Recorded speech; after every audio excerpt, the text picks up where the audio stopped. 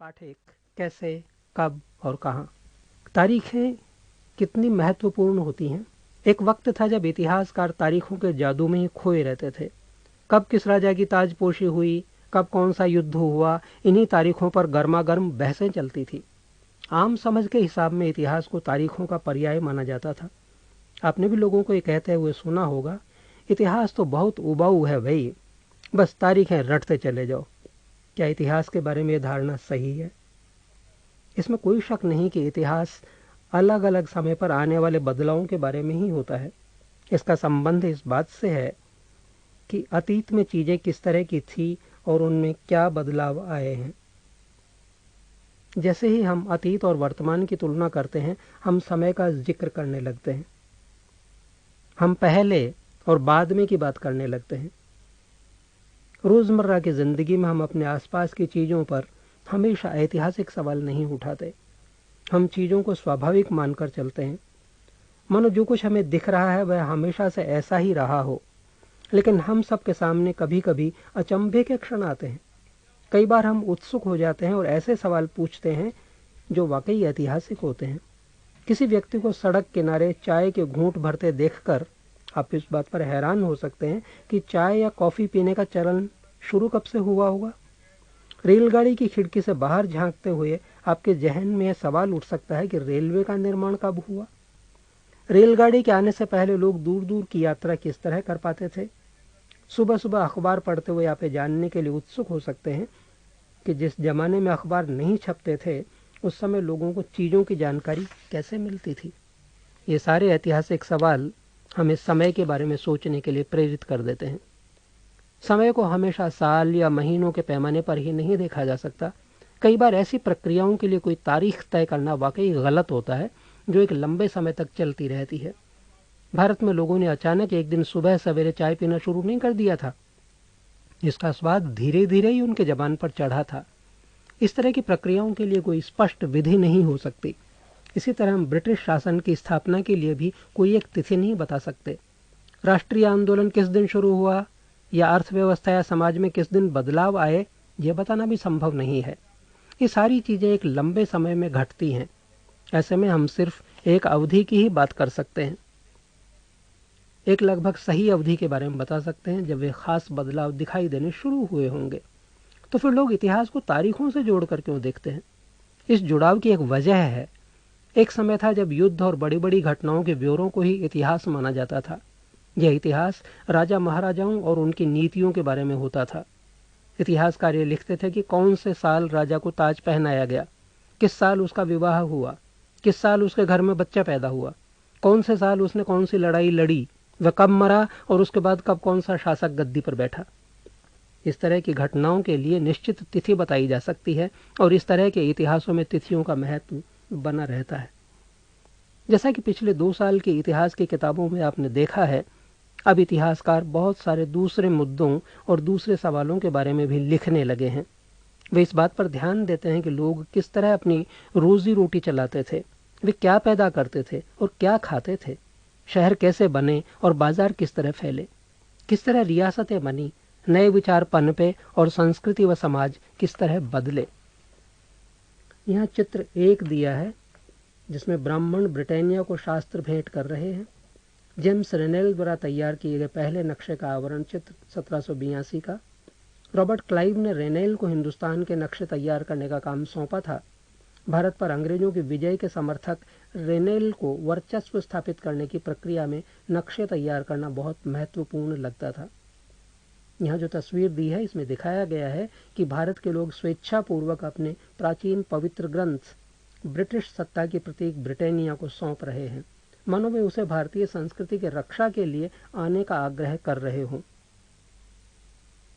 यह चित्र किस प्रकार उपनिवेशवाद का बोध कराता है, ये सोचने की बात है। चित्र 2 दिया है, विज्ञापनों से भी पसंद नापसंद तय होती है। ये लिप्टन टी का है। पुराने विज्ञापनों से हमें यह समझने में मदद मिलती है कि नए उत्पादों के लिए बाजार किस तरह तैयार हुए और किस तरह नई रुचियां चलन में आई। 1922 में लिप्टन चाय के लिए तैयार किया गया यह विज्ञापन इस बात की ओर संकेत करता है कि दुनिया भर के शाही लोग यही चाय पीते हैं। इस तस्वीर में पीछे की तरफ एक भारतीय महल दिखाई दे रहा है, जबकि अगले हिस्से में ब्रिटेन की रानी विक्टोरिया का तीसरा बेटा राजकुमार आर्थर घोड़े पर बैठा हुआ है। राजकुमार आर्थर को ड्यूक ऑफ कनॉट की पदवी दी गई थी। यहाँ चित्र 3 भी है। वॉरेन हेस्टिंग्स 1773 में भारत के पहले गवर्नर जनरल बने, उनका चित्र है। इतिहास की किताबों में गवर्नर जनरल्स के कारनामों, जीवनियों में उनके गौरव गाथाओं और तस्वीरों में उनके भव्य व्यक्तित्व को उभारा जाता था। यह एक गतिविधि दी है, अपनी माँ या परिवार के किसी अन्य सदस्य से बात करके उनके जीवन के बारे में पता लगाएं। अब उनके जीवन को अलग अलग कालखंडों में बांटें और प्रत्येक अवधि की महत्वपूर्ण घटनाओं की सूची बनाएं। स्पष्ट करें कि आपने कालखंडों को किस तरह तय किया है। कौन सी तारीख है? कुछ तारीखों को महत्वपूर्ण मानने का पैमाना क्या होता है? हम जो तारीखें चुनते हैं, जिन तारीखों के इर्द गिर्द हम अतीत की कहानी सुनते हैं, वे अपने आप में महत्वपूर्ण नहीं होती। वे इसलिए महत्वपूर्ण हो जाती हैं क्योंकि हम कुछ खास घटनाओं को महत्वपूर्ण मानकर चलने लगते हैं। अगर अध्ययन का विषय बदल जाता है, अगर हम नए मुद्दों पर ध्यान देने लगते हैं, तो महत्वपूर्ण तारीखें भी बदल जाती हैं। एक उदाहरण पर विचार कीजिए। भारत में ब्रिटिश इतिहासकारों ने जो इतिहास लिखे, उनमें हर एक गवर्नर जनरल का शासनकाल महत्वपूर्ण है। ये इतिहास प्रथम गवर्नर जनरल वॉरेन हेस्टिंग्स के शासन से शुरू होते थे और आखिरी वाइसरॉय लॉर्ड माउंटबेटन के साथ खत्म होते थे। अलग अलग अध्यायों में हम दूसरे governors general Hastings, Wellesley, Bentinck, Dalhousie, Canning, Lawrence, Lytton, Ripon, Curzon, Hardinge, Irwin के बारे में भी पढ़ते हैं। इस इतिहास में गवर्नर्स जनरल और वाइसरॉयज का कभी न खत्म होने वाला सिलसिला ही छाया रहता था। इतिहास की इन किताबों में सारी तारीखों का महत्व इन अधिकारियों, उनकी गतिविधियों, नीतियों, उपलब्धियों के आधार पर ही तय होता था। ये ऐसे था मानो इन लोगों के जीवन के बाहर कोई ऐसी चीज नहीं थी जिसे जानना महत्वपूर्ण हो। इन लोगों के जीवन का क्रम ब्रिटिश भारत के इतिहास में अलग अलग अध्यायों का विषय बन जाता था। क्या हम इसी दौर के इतिहास को अलग ढंग से नहीं लिख सकते? गवर्नर्स जनरल के इस इतिहास के चौखटे में हम भारतीय समाज के विभिन्न समूहों और वर्गों की गतिविधियों पर किस तरह ध्यान दे सकते हैं? जब हम इतिहास या कोई कहानी लिखते हैं तो उसे टुकड़ों या अध्यायों में बांट देते हैं। हम ऐसा क्यों करते हैं? ऐसा इसलिए किया जाता है ताकि हर अध्याय में कुछ सामंजस्य रहे। इसका मकसद कहानी को इस तरह सामने लाना होता है कि उसे आसानी से समझा जा सके और याद रखा जा सके। इस प्रक्रिया में हम सिर्फ उन घटनाओं पर जोर देते हैं जो उस कहानी को पेश करने में मददगार होती हैं। जो इतिहास गवर्नर्स जनरल के जीवन के इर्द गिर्द चलता है, उसमें भारतीयों की गतिविधियां कोई मायने नहीं रखती। उनके लिए वहां कोई जगह नहीं होती। तो फिर क्या किया जाए? जाहिर है हमें अपने इतिहास का एक अलग खाका बनाना पड़ेगा। इसका मतलब यह है कि अब तक जिन तिथियों को महत्व दिया जा रहा था, वे महत्वपूर्ण नहीं रहेंगी। हमारे लिए नई तिथियां महत्वपूर्ण हो जाएंगी। हम अवधियां कैसे तय करते हैं? सन 1817 में स्कॉटलैंड के अर्थशास्त्री और राजनीतिक दार्शनिक जेम्स मिल ने 3 विशाल खंडों में a history of British India, British Bharat का इतिहास नामक एक किताब लिखी। इस किताब में उन्होंने भारत के इतिहास को हिंदू, मुस्लिम और ब्रिटिश इन 3 कालखंडों में बांटा था। कालखंडों के इस निर्धारण को ज्यादातर लोगों ने मान भी लिया। क्या आपको भारतीय इतिहास को समझने के इस तरीके में कोई समस्या दिखाई देती है? इतिहास को हम अलग अलग कालखंडों में बांटने की कोशिश क्यों करते हैं? इसकी भी एक वजह है। हम एक दौर की खासियतों, उसके केंद्रीय तत्वों को पकड़ने की कोशिश करते हैं। इसीलिए ऐसे शब्द महत्वपूर्ण हो जाते हैं जिनके सहारे हम समय को बांटते हैं। ये शब्द अतीत के बारे में हमारे विचारों को दर्शाते हैं। वे हमें बताते हैं कि एक अवधि से दूसरी अवधि के बीच आए बदलावों का क्या महत्व होता है। मिल को लगता था कि सारे एशियाई समाज सभ्यता के मामले में यूरोप से पीछे हैं।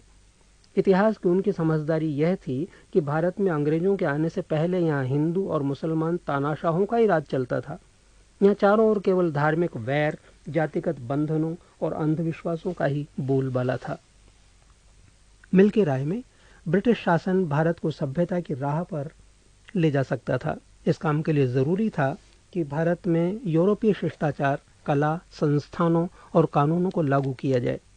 मिल ने तो यहाँ तक सुझाव दिया था कि अंग्रेजों को भारत के सारे भूभाग पर कब्जा कर लेना चाहिए ताकि भारतीय जनता को ज्ञान और सुखी जीवन प्रदान किया जा सके।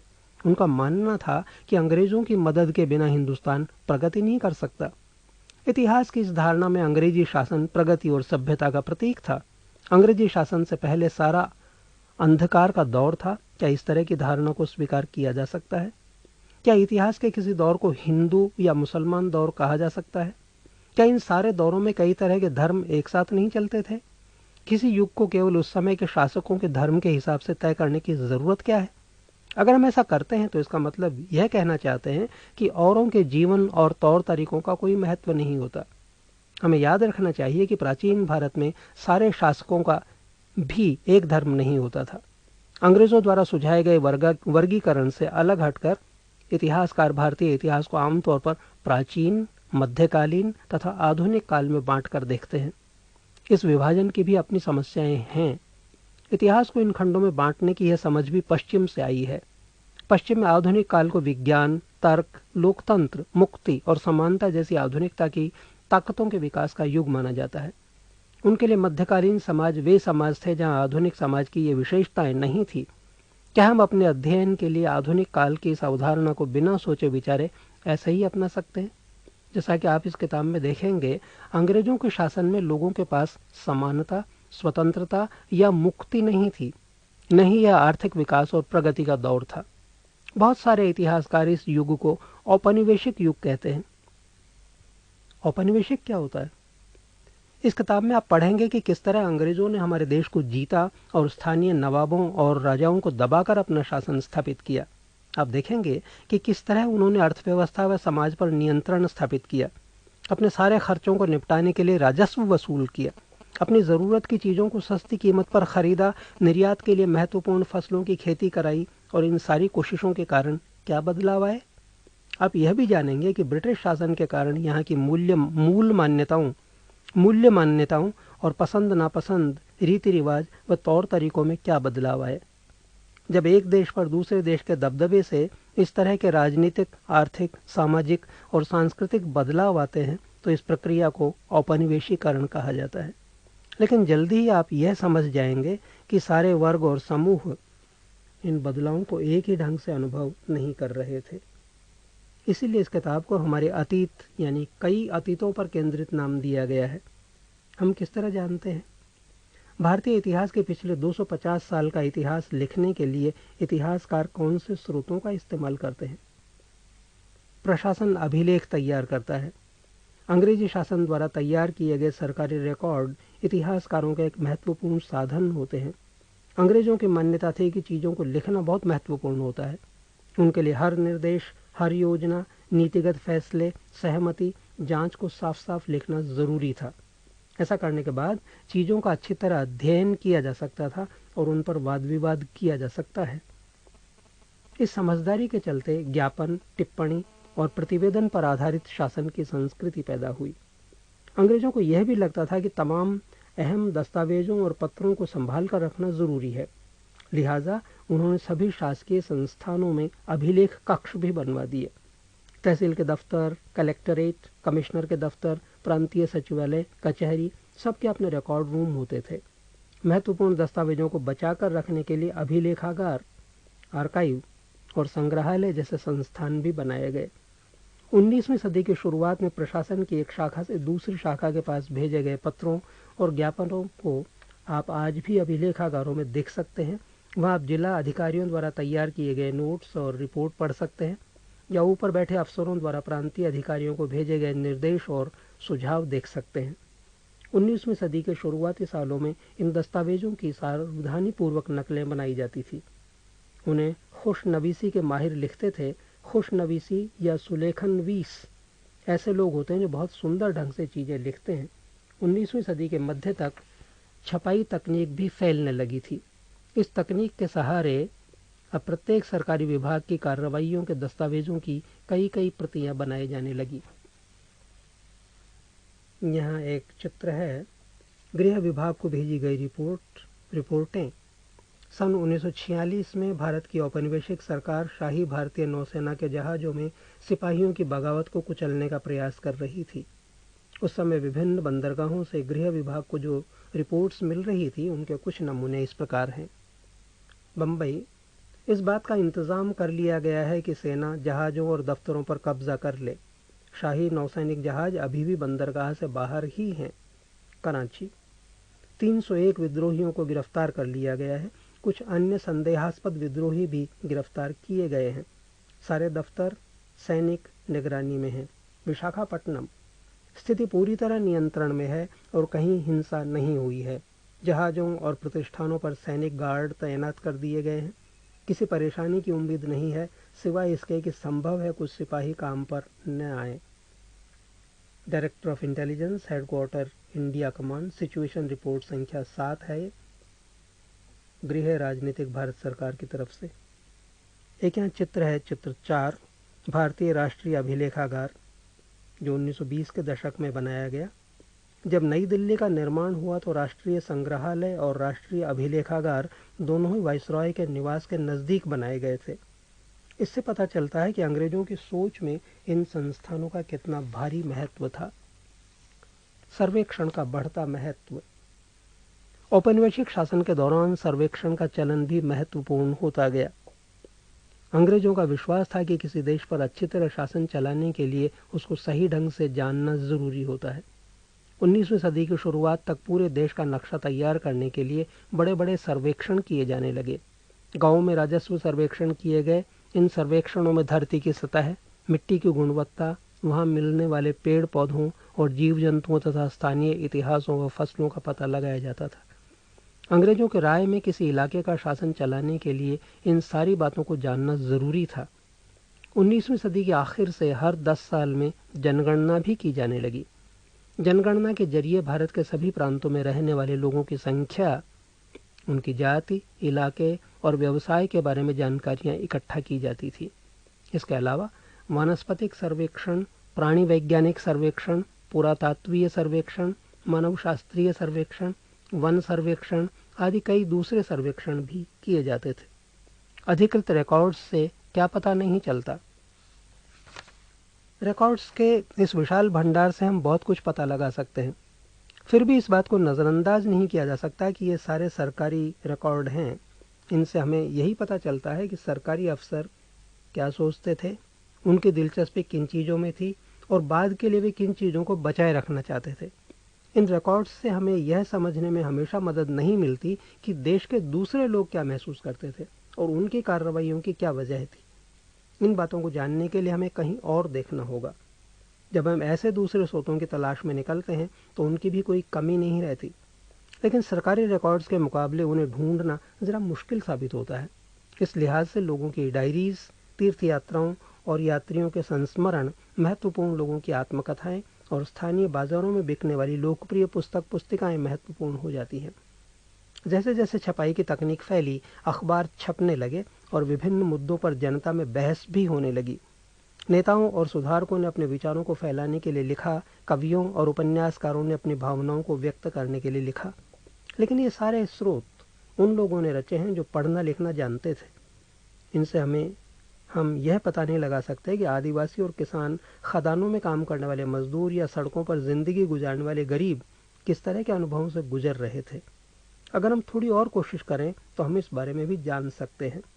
जैसे जैसे आप इस किताब में आगे बढ़ेंगे आपको यह बात समझ में आने लगेगी। यहाँ चित्र 5 है, शरीफे का पौधा, 1770 का दशक का है। अंग्रेजों द्वारा बनाए गए वनस्पतिक उद्यान और प्राकृतिक इतिहास के संग्रहालयों में विभिन्न पौधों के नमूने और उनसे संबंधित जानकारियां इकट्ठा की जाती थी। इन नमूनों के चित्र स्थानीय कलाकारों से बनवाए जाते थे। अब इतिहासकार इस बात पर ध्यान दे रहे हैं कि इस तरह की जानकारी किस तरह इकट्ठा की जाती थी और इससे उपनिवेशवाद के बारे में क्या पता चलता है। चित्र 6 यहाँ पर है। बंगाल में मानचित्रण और सर्वेक्षण कार्य चल रहा है। जेम्स प्रिंसेप द्वारा बनाई गई तस्वीर है सन 1832 की। इसमें देखा जा रहा है कि सर्वेक्षण में इस्तेमाल होने वाले सारे उपकरणों को चित्र के अगले हिस्से में दिखाया गया है। चित्रकार इस परियोजना के वैज्ञानिक स्वरूप पर खास तौर से जोर देना चाहते हैं। यहाँ चित्र 7 दिया है। 1857 के विद्रोही इसमें दिखाए गए हैं। तस्वीरों को ध्यान से देखने से मालूम पड़ता है कि हमें चित्रकार की सोच पता चलती है। 1857 के विद्रोह के बाद अंग्रेजों द्वारा तैयार की गई सचित्र पुस्तकों में यह तस्वीर कई जगह दिखाई देती है। इस तस्वीर के नीचे लिखा होता था, बागी सिपाही लूट खसोट में लगे हुए हैं। अंग्रेजों की नज़र में विद्रोही जनता लालची, दुष्ट और बेरहम थी। इस विद्रोह के बारे में आप अध्याय 5 में पढ़ेंगे। यहाँ पर हिंदुस्तान टाइम्स 22 मार्च 1946 की एक खबर छपी है जिसका शीर्षक है, इंसानों के खाने के लायक नहीं है। अखबारों से देश के विभिन्न विभागों में चल रहे आंदोलनों का पता चलता है। यहाँ 1946 में हुई पुलिस की एक हड़ताल की खबर दी गई है। दिल्ली में 2000 से ज़्यादा पुलिस वालों ने बृहस्पतिवार सवेरे अपने कम वेतन और पुलिस लाइन्स बावर्ची खाने से आने वाले घटिया भोजन के खिलाफ खाना खाने से इनकार कर दिया। जैसे जैसे यह खबर दूसरे पुलिस थानों तक पहुंची, वहां भी पुलिस वालों ने खाने से इनकार कर दिया। एक हड़ताली का कहना है, पुलिस लाइन्स की रसोई से हमारे लिए जो खाना आता है वह कोई इंसान नहीं खा सकता। हमें जो चपाती और दाल खानी पड़ती है उसे जानवर तक नहीं खा सकते। गतिविधि स्रोत 1 और 2 को देखें। क्या आपको प्रतिवेदनों के स्वरूप में कोई फर्क दिखाई देता है? बताएं कि आपको क्या फर्क लगता है।